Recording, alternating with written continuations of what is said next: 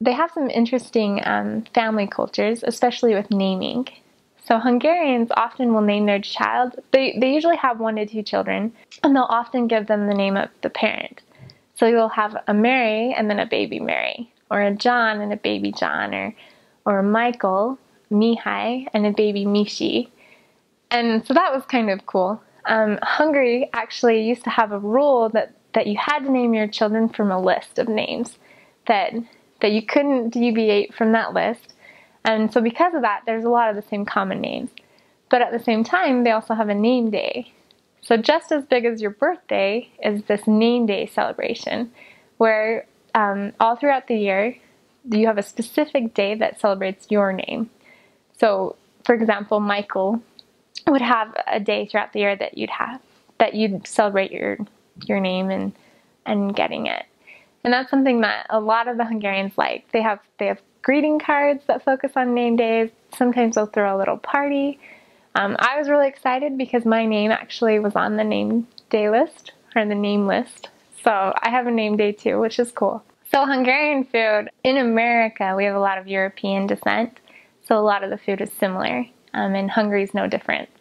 So the food was different, but at the same time, there was a lot of pasta, a lot of different sauces. They use potatoes and different things and a lot of bread, which I was very used to here in the United States. But there was some food that was pretty unique. They love juice, so there's a lot of juice.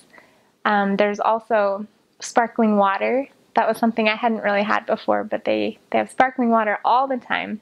And it's actually funny because if you ask for plain water, chopped V's, then they bring you sparkling water. So if you want just water, you have to ask for tap water, which is kind of funny. They also have peppers. They love cooking with peppers, and they call them paprika, which in America we have a paprika spice, but over there it's just pepper. And they have dishes that they use a lot of it. They use paprika shchirka, which is chicken and peppers. They stuff their peppers, which is delicious. That was my favorite. They stuff cabbages. They use a lot of cabbage. A couple of dishes that are a little more unique that we had at different times. They have one that's pickled. Well, they use a lot of pickled stuff. They have one that we called pig jello, which is pretty much all the pieces of a pig kind of put into a casserole-like thing, but when it is cold, it solidifies into a jello. And that one wasn't always my favorite, but that's one they like a lot. And then there's another one called fish soup, and that they just stick the whole fish in a pot, eyeballs, bones, all of it, and they cook it into a soup and serve that. And then another one is blood sausage. They're very famous for that. In general, Hungary is very famous for its sausage. And every area, every city has their own sausage and their own way of making it, and they use it all the time and ship it out. But overall, the food's really good. The people they're very kind, as I mentioned before, and very, very nice. So in Europe, in general, often people will dress up a little bit more, be maybe not more respectful, but as respectful. So when you're out in the streets, you'll see people dressed up and nice, even if they're going to the shop. They really are stylish individuals. They'll wear scarves and tights. Like, I really saw how the U.S. styles often came from Europe just a few years later. But I was always impressed with how rendish, how put together the Hungarians looked. So Hungary was involved a lot in World War II, the Austria-Hungarian Empire. And then also after that, they were ruled by Russia. So they actually had communism for several years. And it's interesting interacting with the people now to see the effects that communism had. When you go to the cities, you'll see all of this beautiful architecture, very European style. Much of it's run down now, but much of it's still very pretty. But then you'll also see these 10-story buildings that are just concrete blocks. That's an aftermath of the communist era. They just built all these apartment buildings that are all around. They also took down a lot of the Hungarian statues and put up communist statues, just trying to change the mentality a little. But it's great to see how the Hungarians have kind of kept their own being through all of that.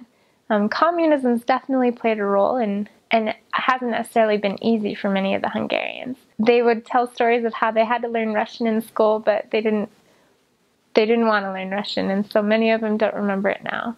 But at the same time, they have really good relations with the Russians and Ukrainians and other cultures. But it's neat how, in many ways, they're taking the history that they have and they're adapting and becoming a stronger people because of that. Those 10 rises, those 10-story apartment buildings that I mentioned, they're taking the concrete and they're painting it now, bright colors. So when you drive around the larger cities, you see these really tall buildings that have bright colors everywhere, all at the side of it. But for me, it's really happy to see that the people are overcoming things that they saw as difficulties in their past and really standing true. Something that's very common with Hungarians, they've had different times where they've revolted because of the things that have happened to them. And one of those times, they took the Hungarian flag, and there had been a crest from a different country, their crest put on the flag. But the Hungarians revolted and they cut out the crest, so there was a hole in the flag. And so that's a very common symbol now of Hungarian freedom, is they'll have their flag with a hole in the center, just remembering how they overcame some of the difficulties that they had when they were ruled by other countries. Hungarians pride themselves on saying that their language is the second hardest in the world after Chinese. It's not necessarily, but they believe that, and it definitely is hard. One thing that makes Hungarian unique, though, is that it's not the same. It's not very similar to any other language. It's not Germanic. It's not Latin-based. It's not quite similar to Russian. It's very unique in and of itself. The Hungarians used to have their own alphabet, but that's kind of revolutionized into letters that we recognize. So they have a similar alphabet to ours, but they also have extra letters. So for example, a couple of letters that are rather important. So when you just see an S, it's pronounced like sh, like shine. But when you see an SZ together, it's pronounced like an S, like sun. So those are just little things that when you see them, it just makes a difference when you're reading it. But one nice thing about Hungarian is that if you know how to pronounce the letters, then you know how to say all the words. Unlike English and some of the other languages, it doesn't change based on the word, like wind and wind. You wouldn't say a word two different ways. It's always the same. The letters always pronounced the same way. The people they have warm hearts, and it makes them happy to know that someone's trying to learn their language. So I would just go up and talk to people, whether I was saying it correctly or not, and I found that they would soon help me out. I remember first going out and feeling like I couldn't say anything. I could say stuff and I could communicate with some people, but some people didn't understand me because of my accent.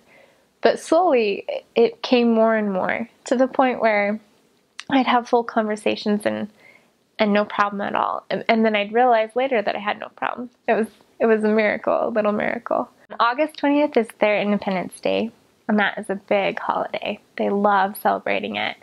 And they have fireworks, they do parades. There's certain things that they always do. Everyone wears little bracelets with the flag on it, and it's just a really exciting holiday for them. One of my favorite holidays, though, was Christmas time. So they actually have a Santa Claus Day earlier in the month of December. And so on Santa Claus Day, you leave your shoes out, and Santa Claus comes at night, and he fills them with little candies, their treats. And then that day is when they really celebrate the whole Santa Claus thing. Why I really like it is because then later at Christmas, they celebrate Christ. And so it's separate. Unlike our Western culture, we're more focused on Santa Claus at Christmas time. But at Christmas, they celebrate Christmas for 3 days, and then baby Jesus brings the presents. So they call him Jezushka, which is just a cute way to say baby Jesus. So that's kind of sweet and endearing. But they celebrate that. Many people go to church, whatever church they belong to, and then they just spend time with family and friends. It's just a big holiday for them. Other holidays, they pretty much have the same. New Year's, they call it Silvesternap, but it's pretty much the same as ours. And then throughout the year, they've started to pick up some American holidays. So they really like Halloween. They don't necessarily do it at Halloween time, but that's kind of carrying over more from our culture and what we do over here. Another holiday that is really big is the Day of the Dead, which falls near our Halloween. I believe it's the day after. But they are very respectful of their ancestors. Everybody will go to the cemeteries, and it's just a very important time for them to remember their families. In Hungarian, they have a formal command, and they also have a informal command. And what they do is, when they know someone well, when they're friends, they'll use the informal. When you're speaking to the elderly, you usually always use the formal so that you're always respectful of them. They're very respectful, and often when you talk to someone on the street, you're using formal language. If they're about your age or younger, then you can informalize them. But just to show respect, especially if you don't know someone, that's something that you would often do. So a couple of things to keep in mind when you're going to Hungary is that they have different outlets than the United States, Canada. So any electronics you take, you'll either need a converter or you should just buy them there. When I was going to Hungary, I wasn't sure what the weather was going to be like or what to expect, but I was surprised how much it is like Utah or Idaho, where I'm from. So it's cold in the winter, there's snow and it's wet, and then it's hot in the summer.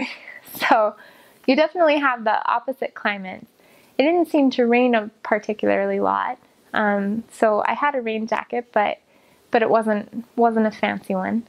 Just one that kept off the rain. One thing looking back, I really wish that I'd bought more European clothes, because the clothes are so cute. So that's something that I did, like, buy scarves and stuff, and that really, like, made me feel a little bit more like I was part of the culture.